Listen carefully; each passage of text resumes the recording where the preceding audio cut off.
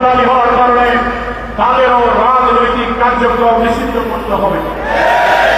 ভিন্ন অপরাধীদের জন্য যে মানবতা বিরোধী, ভিন্ন অপরাধীদের জন্য যে মানবতা বিরোধী ট্রাইব্যুনাল গঠিত হয়েছে, আমরা দেখতে পাচ্ছি ট্রাইব্যুনালের কাজের অগ্রগতি ধীরে ধীরে এগিয়ে যাচ্ছে। নির্বাচন যদি ফেব্রুয়ারিতে হয়, অন্তত বড় বড় অপরাধীদের বিচার যেন নির্বাচনের আগে দৃশ্যমান হয়। তা না হলে কোন কারো হাতের হস্তক্ষেপে যদি এইসব খুনিরা বেঁচে যায়, নির্বাচন নিরপেক্ষ হবে না। বাংলাদেশের উপরে আধিপত্যবাদীদের এবং দিল্লির আধিপত্যবাদের সেবন আশায় আমাদেরকে হয়তো বসবাস করতে হবে।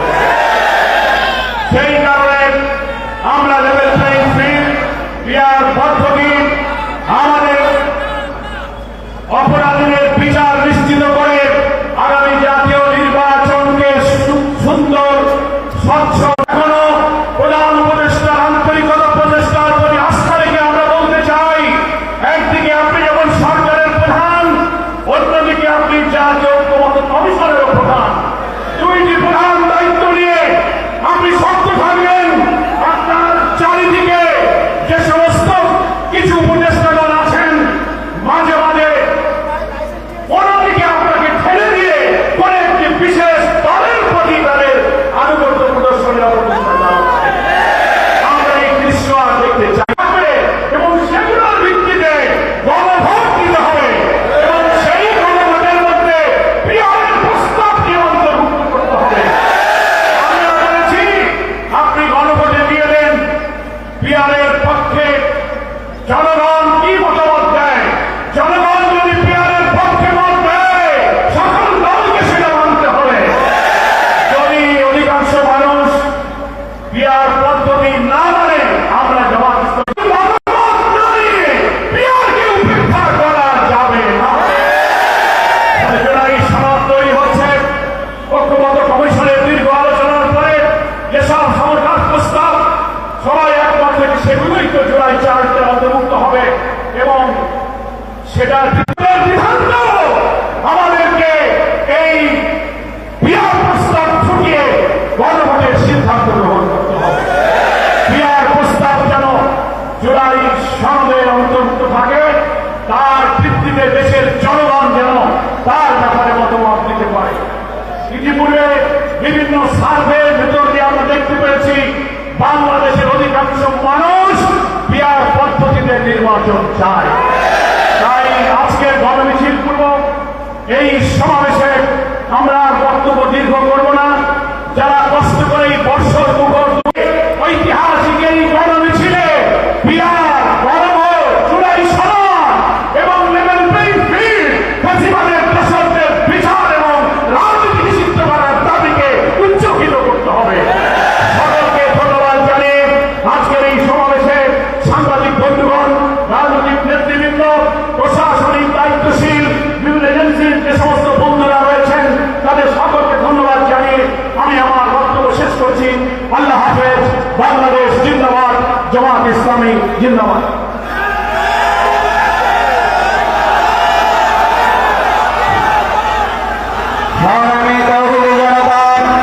জনগণের প্রাণের দাবি 5 দফা দাবি আদায়ের লক্ষ্যে আজকের এই গণমিছিল পূর্ব সমাবেশে এখন সভাপতির বক্তব্য রাখবেন বাংলাদেশ ইসলামী ছাত্র শিবিরের সাবেক সংগ্রামী কেন্দ্রীয় সভাপতি, বাংলাদেশ জামাত ইসলামীর কেন্দ্রীয় নির্বাহী পরিষদের অন্যতম সদস্য, ঢাকা মহানগরী উত্তরের সংগ্রামী আমির জননেতা জনাব মোহাম্মদ সেলিম উদ্দিন।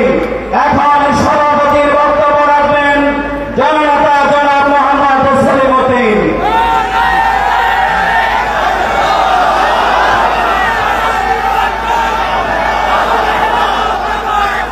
আসসালামু আলাইকুম ওয়া রাহমাতুল্লাহি ওয়া বারাকাতুহু।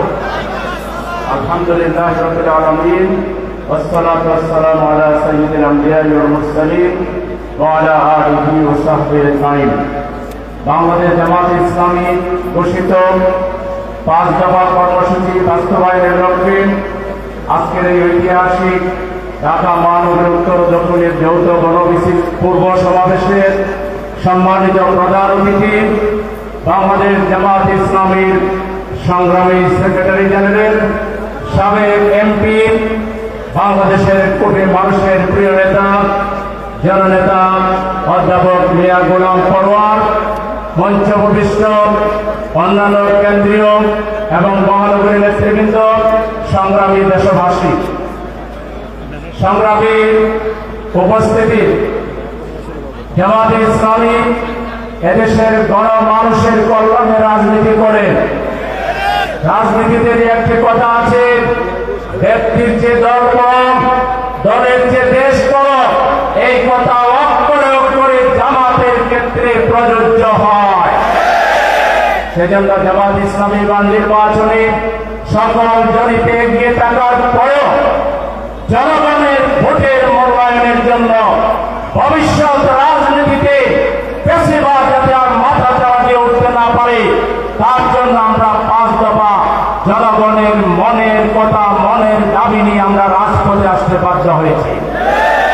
আমাদের এই 54 বছরের অন্যতম বৃহৎ তাৎপর্যপূর্ণ অর্জন হচ্ছে জুলাই বিপ্লব। এই বিপ্লবের মধ্য দিয়ে আমরা এই প্রথম ফ্যাসিবাদকে ঐক্যবদ্ধভাবে আমরা না বলতে পেরেছি।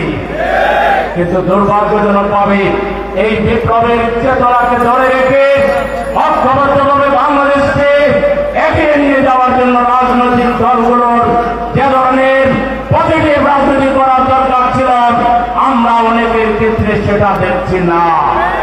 অনেকে দ্রুত নির্বাচন চান, কিন্তু সংস্কারে দ্রুত সহযোগিতা করেন না, জনগণের দাবিকে তারা তোয়াক্কা করেন না। আমরা পরিষ্কার বলতে চাই, আমরা যেহেতু রাজনীতি করি, কোথায় কি নাড়াচাড়া হচ্ছে এর খবর আমাদের কাছেও আছে।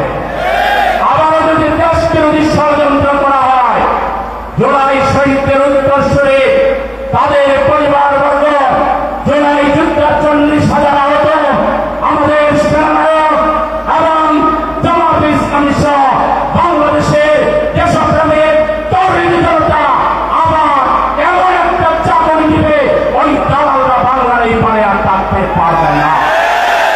জুলাই বিপ্লবের বিরুদ্ধে যারা অবস্থান নেবে, এড়িয়ে ফিরিয়ে কথা বলবে, তারা ভারতের দালাল। তারা 14 দলকে আওয়ামী লীগকে রক্ষা করার কথা এড়িয়ে ফিরিয়ে বলে, তারা ভারতের দালাল। এই দালালদের বিরুদ্ধে আমাদের আরেকটা জুলাই বিপ্লব লাগলে আমরা করবো। আপনারা কি রাজি আছেন? আমাদের দেশের স্বাধীনতা, সার্বভৌমত্বকে আমরা অক্ষুণ্ণ রাখবো ইনশাআল্লাহ। আরেকটা কথা বলে শেষ করছে, নির্বাচনের লেভেল প্লেইং ফিল্ড লাগবে। তার আগে জুলাই সনদকে সাংবিধানিক ভিত্তি দিয়ে গণভোট করতে হবে। সেই গণভোট 15ই নভেম্বরের ভিতরে শেষ করতে হবে। আগামী ফেব্রুয়ারিতে দেশে নির্বাচন হতে হবে। এই নির্বাচনের বিরুদ্ধে সরকারের অন্তর্মহলে বাইরে রাজনৈতিক দলের দ্বারা যদি নির্বাচন ক্ষতিগ্রস্ত হয়, তাহলে এই যারা চক্রান্তের সাথে জড়িত বলে আমরা বুঝতে পারতেছি, বাংলাদেশে তাদের রাজনীতি শেষ হয়ে যাবে। তারা রাজনৈতিকভাবে এতিম হয়ে যাবে, দেউলিয়া হয়ে যাবে। আরেকটা কথা প্রশাসনের বাইরের উদ্দেশ্যে বলে শেষ করতে চাই। 2018 সালের 31শে ডিসেম্বর লাইলাতুল জিন ভোটের যে মহা ভোট উৎসব করেছিলেন, সেই ভোটের যারা সাহায্যকারী বিসিএসপি ছিল, তারা এখন কোথায়? তাদেরকে পানিশমেন্ট দিয়ে সাসপেন্ড করা হয়েছে, তাদেরকে বিচারের মুখোমুখি করা হচ্ছে। একইভাবে নির্বাচন কমিশনাররা এখন লালগড়ে আছেন। অতএব বিএলও সাহেবরা, ডিসি সাহেবরা, এসপি সাহেবরা প্রশাসনের সাথে জড়িত, নির্বাচনের সাথে জড়িত, প্রশাসনের কোন কর্মকর্তা যদি কোন দলের দিকে আনুগত্য প্রদর্শন করেন, আপনাদের ভবিষ্যৎ ওই নির্বাচন কমিশনার ডিসিএসপিদের চাইতেও ভয়াবহ খারাপ আপনাদের জন্য। সেজন্য সবাইকে সিধা হয়ে সোজা পথে, জন আকাঙ্ক্ষা বাস্তবায়নের পথে জনগণ সুষ্ঠুভাবে ভোট দিতে চায়। এই ভোটের পদে কোনো বাধা আমরা মানব না, কোনো বাধা তৈরি করতে আমরা দেব না। প্রয়োজনে বুকের তাজা রক্ত দিয়ে আমাদের প্রিয় দেশের সম্মান এবং মর্যাদা আমরা রক্ষা করব। এর জন্য অতীতে আমরা ফাঁসির মঞ্চে গিয়েছি, আমরা শহীদ হয়েছি, আহত হয়েছি, সংযুক্ত বরণ করেছি। প্রয়োজনে যদি বাংলাদেশে আরো হাজার হাজার মানুষের জীবন দিতে হয়, আহত হতে হয়, আপনারা কি প্রস্তুত আছেন? সবাইকে সংগ্রামী শুভেচ্ছা এবং ধন্যবাদ জানিয়ে আজকের বক্তব্য এখানে শেষ করছি। এখন আপনারা ঘোষণা শুনেন। মিছিল আগে নেতৃবৃন্দর সামনে যাবেন, নেতৃবৃন্দর সামনে না পৌঁছা পর্যন্ত আপনারা দাঁড়িয়ে থাকবেন, হাঁটবেন না, এখানেই দাঁড়িয়ে থাকবেন। তারপরে ধীরে ধীরে সামনে আগাবেন। মিছিলের সামনে আমাদের বেশি লোকের দরকার নাই, 5-7 জন 10 জন লোক থাকলেই হবে। মিছিলের সামনে সাংবাদিক বন্ধুরা থাকবেন। মিছিলের সামনে থেকে হোন্ডা এবং সবাইকে পিছনে আসার জন্য আহ্বান জানাচ্ছি। আমাদের মিছিল 0 পয়েন্ট হয়ে পল্টন